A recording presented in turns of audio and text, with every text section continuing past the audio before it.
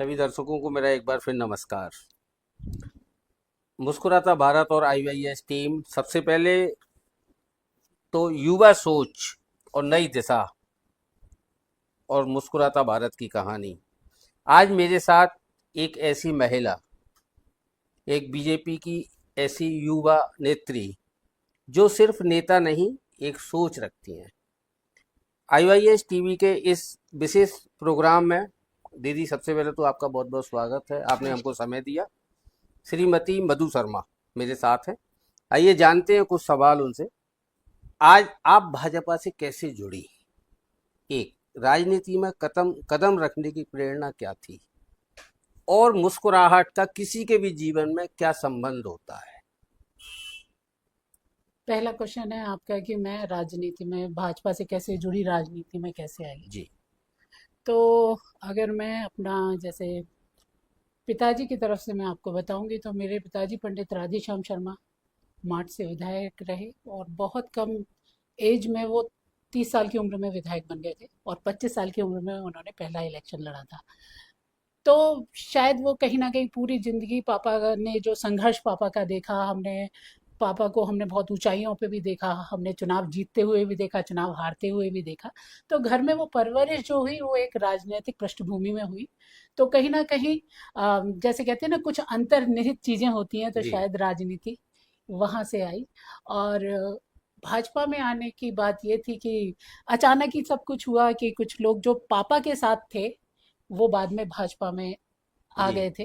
जी। तो उन्होंने कहीं ना कहीं, उनकी दूर की सोच रही या जो भी रहा, उन्होंने कहा कि मधु शर्मा को प्रमोट किया मधु जाए। भाजपा में आओ, तुम्हें राजनीति करनी चाहिए। मैंने मना भी किया, मैंने कि मैंने मतलब मेरे मन में ऐसा कोई विचार नहीं जी। है जी। जी। तो एक्टिव पॉलिटिक्स का। तो उन्होंने कहा नहीं नहीं, बाबूजी की बेटी हो तो तुम्हें आना चाहिए।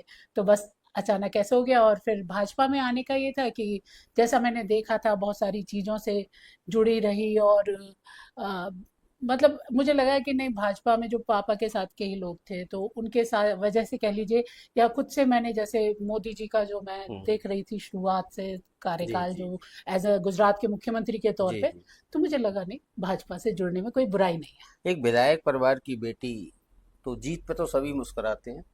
आप हार पर कब मुस्कुराई थी? आपने बताया पापा हारे भी, तो हार पे भी कभी मुस्कुराए?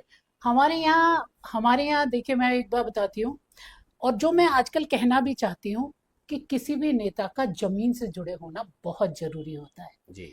मुझे इस बात का बताते हुए बहुत मुझे हर्ष महसूस हो रहा है कि जब पापा जीतते थे हम्म। तो जितनी भीड़ होती थी गुप्ता कुंज में पापा के घर पे, हम्म। और पापा के हारने के बाद हम्म। उतनी ही भीड़ और ज्यादा संख्या में।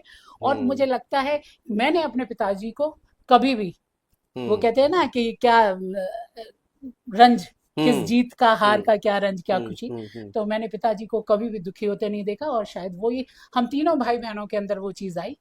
तो हम कभी हारने पे रोए नहीं। मथुरा की राजनीति में एक ऐसा चर्चित चेहरा, जो महिला भी है लेकिन अपने शब्दों को समाज में दे सकते हैं, सहमति हो या ना हो। अच्छा है तो अच्छा है और बुरा है तो बुरा है।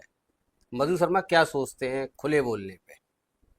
देखिए, हर व्यक्ति को आ, अपने जो सच बोल, मेरा मेरा मानना ये है कि एक तो सच बोलना चाहिए, और जिससे किसी का भला हो ऐसी काम हमें करने चाहिए। एक क्वेश्चन पहले जो आपने पूछे थे उसमें एक क्वेश्चन रह गया था, किस मुस्कुराहट से जी। रिलेटेड। जी। जी। तो वो भी मैं यहाँ पे आपके इसमें ऐड करना चाहूंगी कि मुस्कुराहट एक सम्मोहन है।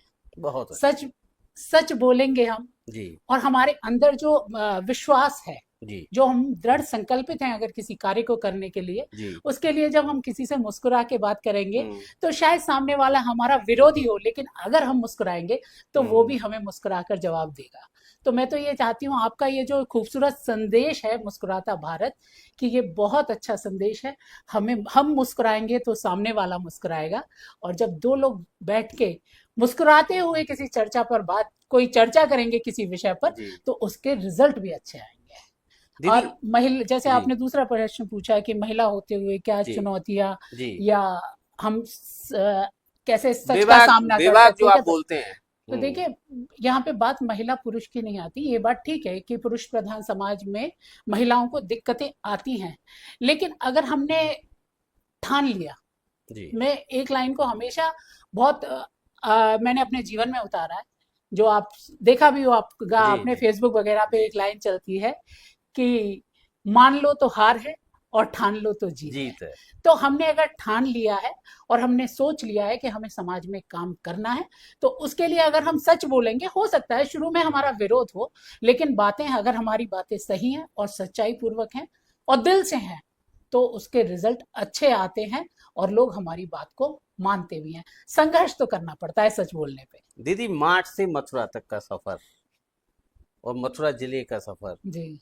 मथुरा जिले की जनता जिस तरह से आपको प्यार देती है, आपको लगता है कि वो आपसे अभी और वो चीजें चाहती है जो कुछ राजनेताओं से उनकी पहुंच नहीं है, तो वो कह नहीं पाते उन राजनेताओं से, उन माननीयों से? आपको लगता है वो आपकी तरफ देख रहे हैं? देखिए, ये मेरे लिए सौभाग्य की बात है कि जनता कुछ मुझे देख रही है इस तरीके से कि मैं उनके किसी काम आ सकूं। जहाँ तक मार्च से जिले तक का सफ़र है, मेरी शुरुआत में मुझे मार्ट का संयोजक बना के 2017 के चुनाव से पहले ही मुझे मार्ट भेज दिया गया था, क्योंकि मार्ट तो बचपन से हमने अपनी आंखों में, जी मतलब जिंदगी में देखा है कि हम मार्ट ही देखा। जी जी जी। और तो मार्ट में जब जाते थे, तो शुरुआत जब 16 में मेरी एक्टिव पॉलिटिक्स के बाद मुझे 17 के चुनाव के लिए मार्ट भेजा गया, हम्म, मार्ट विधानसभा की संयोजक में रही। हम्म, तो मैंने वहाँ पे पिताजी की वजह से मुझे हर घर में, एक कहते हैं ना, एक सिक्योर बैठने की जगह, जगह मिली। कि हमारी बेटी आई है। जी, बहुत तो अच्छा, वो जो बहुत चीज़ अच्छा। थी, वो जो भाव था, हम्म, इसमें आपको मैं एक चीज़ बताऊंगी कि मतलब नौचील पे, एक मैं जब 16 में गई थी, तो नौचील में एक बैंक है, हम्म, वहाँ पे कोई व्यक्ति की परेशानी थी या कुछ, तो मैं वहाँ पे जा रही हम्म, थी उनके साथ कुछ बात करने या क्या, हम्म, कुछ पर समस्या थी तो उसके लिए। हम्म, तो एक बुजुर्ग वहाँ पे मुझे मिले, हम्म, तो मैं बस चल के जा रही थी, तो वो बैठे हुए थे। हम्म, तो वो काफी बुजुर्ग, कम से कम हम्म, 80 तो होगी उनकी उम्र, हम्म, शाहपुर गांव के थे। जी। तो मेरे से कहते हैं, एकदम मैं निकल गई आगे, मैंने उनकी तरफ ध्यान नहीं दिया। तो कहते हैं, अरे नेक बगदियो लाली, बगदियो मतलब वापस लो। वापस लो, हाँ। तो यहाँ की जो लैंग्वेज, तो मैंने कहा, हाँ बाबा, हम्म, कौन की है तू? हम्म, मैं समझ गई कि मैंने कहा इनको कुछ अंदेशा हो रहा अंदेशा, है मेरे हाँ। चलने से या मेरे हम्म, चेहरे मोहरे हम्म, से। तो मैंने कहा, तुम्हें कौन की लग रही हूँ? हम्म, तो बोले, मुझे तो तू धाकड़ की सी लग रही है। तो ये जो थी ना, जो पिताजी की वजह से मुझे एक हम्म, सिक्योर पोजीशन हर घर में एक हम्म, बेटी के तौर पे बैठने हम्म, की मिली, उससे कहीं ना कहीं ये हुआ कि मैं जो इस काम के लिए मार्ट गई थी, हम्म, भारतीय जनता पार्टी ने मुझे भेजा था, वहां पे मैं मार्ट के विधानसभा चुनाव की संयोजक हम्म, रही। और एक मैं आपको बताती हूँ, रिजल्ट बहुत अच्छा आया है कि हमारे जो प्रत्याशी थे, उनको हम बहुत अच्छे वोट दिलाने में, वहाँ कामयाब पे रहे। कार्यकर्ताओं ने बहुत अच्छा काम किया, मेरे साथ सब कार्यकर्ता जुटे और हमने एक अच्छा परिणाम वहाँ पे हासिल किया। दीदी, और एक स्मरण मैं आपसे पूछ रहा हूँ, क्योंकि हम मुस्कुराता भारत पर काम कर रहे हैं। आप एक रूरल क्षेत्र से आते हो, आपने वहाँ के बच्चे जो स्कूल जाते हैं, कितनी बच्चियां आपने देखी है, उनको कितना याद करते हो जो गांव में रेड कलर का रिबन बांध के जाती हैं? वो बच्चे आपने कितने देखे हैं हमारे दर्शकों को? उन बच्चों के संस्मरण के बारे में कुछ बताइए, उन यादों को जब याद करते हो, और आज जिलाध्यक्ष के तौर पे आप यहाँ पाते हो अपने को, तो वो संस्मरण आपके कितने काम आते हैं? देखिए, मैंने तो जब मार्ट में काम किया, तब मैंने बहुत बच्चों के साथ जैसे संपर्क में रहे या कुछ रहे। और जब मैं बेसिकली मैं मथुरा में पढ़ी, लेकिन पापा की वजह से मार्ट जाना आना मेरा काफ़ी रहा। तो वो बच्चे हैं, वो कहीं ना कहीं मैंने देखा है, जो बेटियां, देखिए शहरों में बच्चों को एक माहौल मिलता है, वो बेटियों को बहुत सारी सुविधाएं भी मिल जाती हैं और बहुत सपोर्ट मिल जाता है। लेकिन मैंने एक देखा कि गांव में जो बेटियां हैं, जो हमारी उन प्राइमरी पाठशालाओं में जा रही हैं, उनके अंदर बड़े सपने हैं। यस, मैंने मैं उन्हीं उनको की बात कर रहा हूँ। मैंने अपने पिता के साथ खेतों में काम करते हुए देखा है, और बहुत साथ अच्छा। में उनको मैंने मोटरसाइकिल चलाते हुए चाहते भी भाई के साथ देखा है। बहुत तो अच्छा। उनके अंदर जो सपने हैं, जी। वो काम करना चाहते हैं। बहुत सारी बेटियां आगे आ भी रही हैं, हर फील्ड में जा रही हैं, अब तो बाइक चला रही हैं हमारी बहुत गांव बहुत की बेटियां। बहुत चला तो रही हैं। उनके अंदर बहुत सपने हैं, बस एक ये है कि उनको एक सही मार्गदर्शन, एक दिशा उनको मिले, हम्म। जिससे कि वो आगे जाके अपना नाम कमाए। नारी शक्ति की बात तो सब करते हैं, आपको लगता है जमीनी स्तर पर इसका कितना असर है अभी? नहीं, काफी देखिए, पहले से देखेंगे तो बदलाव हुए हैं। तो नारी शक्ति की बात सब करते हैं, नारियां आगे बढ़ भी रही हैं। लेकिन मुझे एक चीज जो कहीं ना कहीं मुझे लगता है कि जब पुरुषों के बीच में एक महिला अगर उन्हीं के हम्म। बराबरी पे आके बात।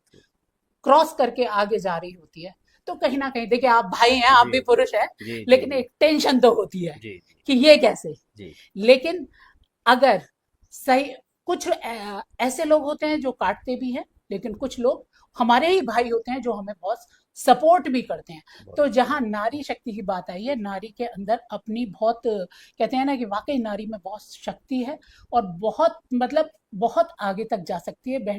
बहनें आजकल जा भी रही हैं। तो इसमें यह है कि जो उन्हें काटने की कोशिश करते हैं, उनको ये सोचना चाहिए कि अगर आप काटेंगे भी तो अगर उसने ठान लिया है तो वो आगे जाएगी, जाएगी। और फिर जो किस्मत में उसकी लिख रहा होगा उसको कोई रोक नहीं पाएगा। तो सपोर्ट सबको करना चाहिए। मधु शर्मा अगर मथुरा जिले की राजनीति कर रहे हैं और राजनीति में सब तरह के लोग मिलते हैं, आपको लगता है कि मधु शर्मा जितने भी संकट आएंगे सबको काटते हुए, क्योंकि पब्लिक के लिए बोलते हैं, पब्लिक के लिए सोचते हैं, मधु शर्मा का भविष्य क्या है आपकी नज़र में? अभी हमने जब मार्च से जिले तक की शुरुआत की बात करी थी, तो मैं आपको बताती, मैंने वहां पे बताया आपको, 2017 के चुनाव में हम अच्छे वोट लेकर आए। और वहां पे मेरे साथ, क्योंकि मैं चली, जी। मेरे साथ मेरे भाई बंधु भी चले, और बहुत सारी माताएं बहनें एकदम एकजुट होके चल दी। हम्म। ठीक, हमारी बूथ अध्यक्ष भी हमारी महिला थी। तो वो सब बहुत तेजी से जुटे, तो अच्छे परिणाम आए। और जब मैं जिलाध्यक्ष बनी, जी। तो मेरे दिमाग में बस एक काम था कि मुझे किसी ना, और मुझे ये लक्ष्य भी मुझे दिया गया था एक तरीके से कि 17 में आप जब मार्ट की संयोजक थी तो ये परिणाम आए थे। तो जिलाध्यक्ष के रहते, जिलाध्यक्ष होते हुए मधु शर्मा क्या कर पाएगी। तो जब हमने दृढ़ संकल्पित हुए, तो हमने वो मार्ट की सीट भाजपा के खाते में डालने का काम किया। तो मेरा बस यही कहना है कि जब हम दृढ़ संकल्पित होते हैं और जब सोचते हैं कि हमें आगे बढ़ना है, तो विरोधी भी कहीं ना कहीं हमें सपोर्ट करने लग जाते हैं। और उसका परिणाम होता है कि मार्ट से और मथुरा जिले तक की राजनीति में, जिले में मधु शर्मा आज काम कर रही है। और जैसा मुझे जनता से सहयोग मिल रहा है, अपने भाई बंधुओं से, बहनों से सहयोग मिल रहा है, तो मुझे लगता है अच्छा ही काम हो रहा है। मधु शर्मा एक संघर्षशील महिला कही जा रही है, जितना हम मार्केट में जाते हैं, लोगों से बात करते हैं।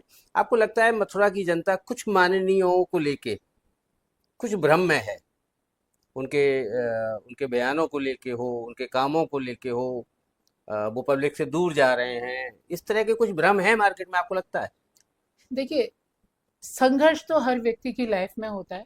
हो सकता है मेरी लाइफ में ज्यादा हो, लेकिन मैं जिनके लिए संघर्ष कर रही हूँ, जब उनके चेहरे पे मुस्कुराहट आएगी, तो मेरे चेहरे पे भी मुस्कुराहट आएगी।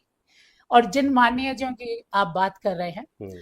तो मैं ये कहती हूँ कि केवल उनका अपना क्या आउटलुक है, वो क्या सोच रहे हैं, कैसे समझ रहे हैं, या कैसे वो अपना राजनीति कर रहे हैं, ये तो इसका जवाब तो वही लोग दे पाएंगे।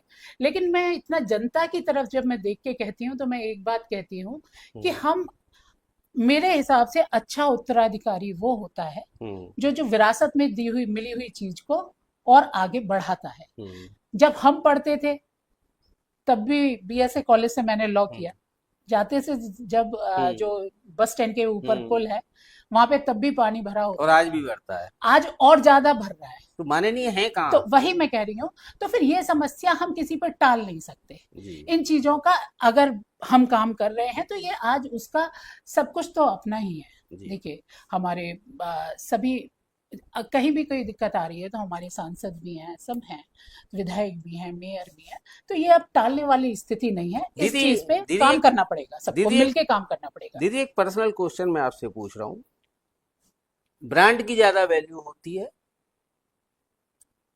या एक जमीनी लेवल के कार्यकर्ता की?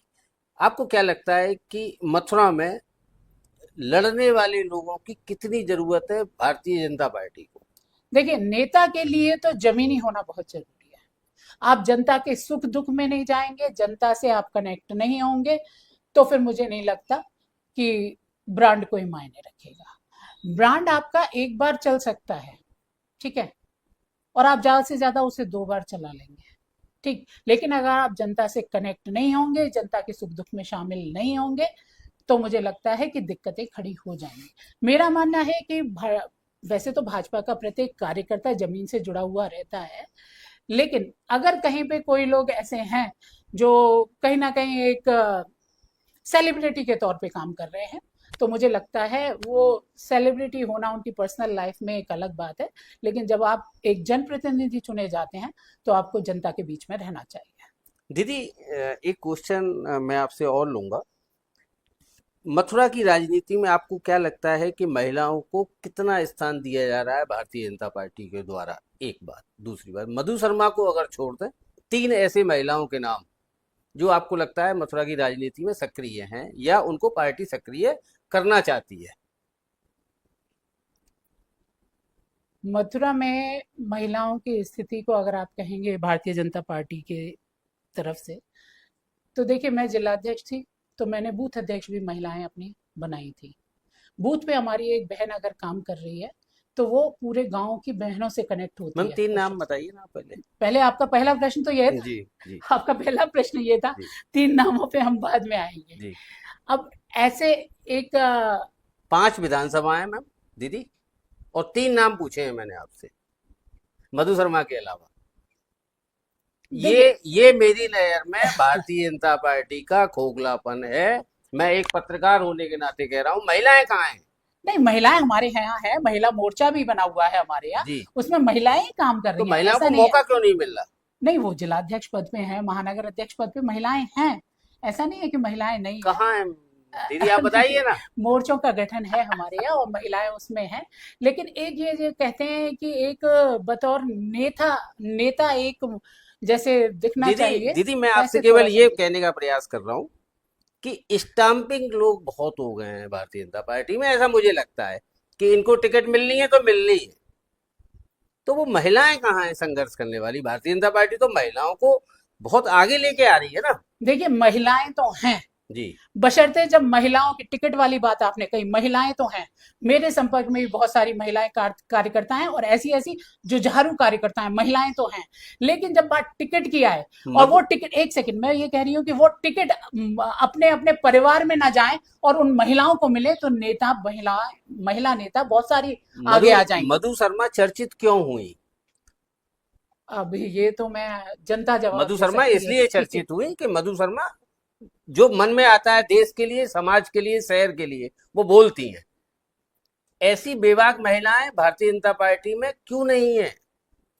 देखिए, जहां तक मधु शर्मा की बात है, तो उस पर पृष्ठभूमि भी बहुत मैटर करती है। मैंने हमेशा से संघर्ष देखा, और जी उसके बाद जब पार्टी में आई तो पार्टी में संगठन की रीति नीति सीखने के साथ साथ मेरे साथ कहीं ना कहीं मेरे ऊपर प्रभाव था अपने पिताजी का, तो वो चीज शायद दिखी और वो चीज चर्चा का विषय रही। लेकिन ऐसा नहीं है, बहनें हैं, पर किसी को मौका मिल जाता है, किसी को नहीं मिल पाता है। पार्टी के लिए जब आप किसी कार्यक्रम से सहमत नहीं होते हैं, असहमत होते हैं, तो कितना प्रेशर आपके ऊपर होता है? देखिए, मैं पहले जिलाध्यक्ष के तौर पे बात करूंगी, तो मैंने जब जिलाध्यक्ष होते हुए मैंने कोशिश करी कि सभी कोई भी मैटर हो, सभी की आम सहमति बने, जिसमें हमारे संगठन के लोग, हमारे जनप्रतिनिधि वगैरह, सबकी सहमति बनाने की पूरी कोशिश करी, और कोशिशें कामयाब हुई। बहुत अच्छे जी अच्छे काम भी हुए, सब चीजें हुई। लेकिन जहाँ असहमति की बात आई और मुझे लगा कि नहीं, ये गलत है, ये संगठन के, पार्टी के विरुद्ध है और कार्यकर्ताओं के विरुद्ध है, तो वहां पे मैंने उसमें फिर कोई सहमति, कोताही नहीं दी। नहीं नहीं, कोई मतलब ही नहीं है फिर तो। जब कार्यकर्ताओं के भी अगर, हम्म। जब पार्टी, भारतीय जनता पार्टी एक पार्टी है जो कार्यकर्ता बेस्ड पार्टी है, तो कार्यकर्ताओं की कहीं पे कोई दिक्कत आती है तो वहां तो मैं अड़ी, और कार्यकर्ताओं के लिए मैंने लड़ाई भी की। दीदी, कोई बच्ची, कोई युवा बच्ची राजनीति में अगर आना चाहती है तो आप उसका क्या भविष्य देख रहे हैं? एक। दूसरा, अगर वो आपसे कभी सलाह मांगना चाहे तो आप किस तरह से उसको सलाह दे सकते हैं? देखिए, ये नहीं सोचना चाहिए बहनों को, बेटियों को, कि हमें राजनीति में नहीं जाना है वगैरह। राजनीति करनी चाहिए और राजनीति में बहनों को आना भी चाहिए। अच्छी बात है कि अच्छे लोग जब राजनीति में आएंगे तो वो दिखेगा सब जगह, अच्छा ही फिर दिखेगा। तो हम्म। जो बेटियां राजनीति में आना चाहती हैं, लेकिन इसमें एक जरूरत है, जो अभी जैसे भविष्य की नेता बनेंगी जो जी जी बेटियां, जी जी जो राजनीति में अभी आएंगी, जी तो उनके लिए एक चीज मैं मैसेज कहना चाहती हूँ कि उनके परिवार का सपोर्ट उनके साथ होना चाहिए। जी क्योंकि अगर देखिए मेरे परिवार का सपोर्ट मुझे ना होता तो शायद मैं सुबह से शाम तक वही भाग ना बात पाती। जी तो परिवार का सपोर्ट हो, उनके जी अंदर जज्बा होना चाहिए कि कोई भी परिस्थिति होगी हम उस परिस्थिति का डटकर सामना करेंगे। तो बिल्कुल आना चाहिए राजनीति में। दीदी, आपके क्षेत्र की 3 ऐसी समस्याएं कि अगर आपको भारतीय जनता पार्टी लोकसभा की टिकट देती है तो जो सबसे पहले आप सॉल्व करोगे। देखिए, अब ये तो क्वेश्चन ये भविष्य के गर्त में है। नहीं, भविष्य के गर्त में नहीं है जी, मैंने कल्पना नहीं, की है 3 ऐसी समस्याएं। नहीं, नहीं, अगर समस्या आप सांसद बनते हैं तो सबसे नहीं। पहले इन देखिए, पर काम देखिए, करेंगे। ये लोकसभा की टिकट मिलना ना मिलना ये भविष्य के गर्त में है। सांसद कौन बनेगा नहीं एक बनेगा, कार्यकर्ता हाँ, होने के नाते एक तो आप सेकंड, बता वही वही सकते हो ना। बता रही हूँ, आ रही हूँ, आप ही के टॉपिक पे आ रही हूँ। ये भविष्य के गर्त में है। लेकिन तीन जो प्रमुख समस्याएं हैं जिस पे मधु शर्मा क्या बनेगी नहीं बनेगी वो एक अलग विषय है, लेकिन जो तीन बातों पे काम होना चाहिए, सबको मिलकर उस पे काम करना चाहिए।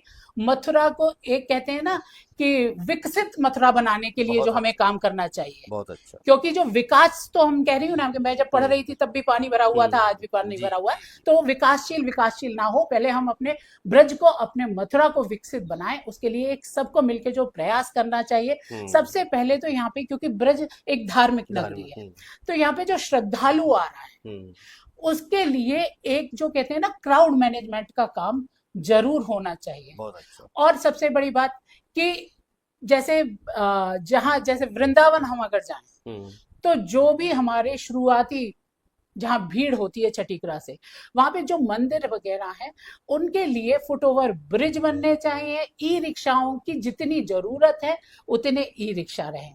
और तीसरी जो बात मैं कहूंगी वो ये कहूंगी कि सबसे बड़ा जो काम हमारा, एक सबने कहा है लेकिन हो नहीं पाया है, हम्म वो है हमारा काम सबसे बड़ा। ये क्राउड मैनेजमेंट वगैरह सबसे बड़ा काम जो है वो है हमारी यमुना जी का काम। बहुत अच्छा, बहुत अच्छा, बहुत सबसे अच्छा, पहले हमें केवल देखिए वादे नहीं होने चाहिए। बहुत अच्छा। हम क्यों, अब तो दिल्ली में भी हमारी सरकार है ना, जी अब तो दिल्ली में भी हमारी सरकार है। तो यमुना जी के अंदर जो भी प्रदूषण है या जो नाले आज भी गिर रहे हैं उनकी व्यवस्था होनी चाहिए, उस पे काम होना चाहिए।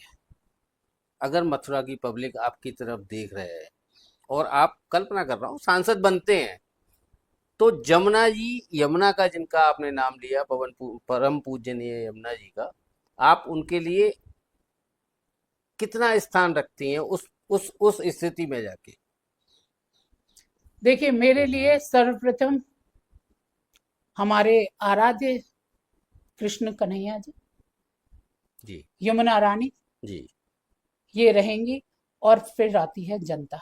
बहुत अच्छा, तो इनके लिए काम होना ही चाहिए। बहुत हमारे अच्छा। आराध्य के लिए, यमुना जी के लिए और जनता के लिए ये तीन काम जरूर होने चाहिए। वृंदावन पे आते हैं दीदी, कैरिडोर, आप क्या सोचते हो। मतलब कॉरिडोर बनना चाहिए या या नहीं नहीं बनना बनना चाहिए। चाहिए? देखिए, कॉरिडोर दो चीजें हैं। वृंदावन में जो बातें हो रही हैं ज्यादातर आम जनमानस के दिमाग में एक कॉरिडोर कॉरिडोर की बात आ रही है। लेकिन वहां पे दो चीजें हैं, एक तो है मंदिर न्यास बना के मंदिर का अधिग्रहण, और दूसरा है कॉरिडोर। कॉरिडोर में है कि आप सड़कों को चौड़ा करेंगे या जो भी आप करेंगे, आप सुविधाएं करेंगे, वो चीज है।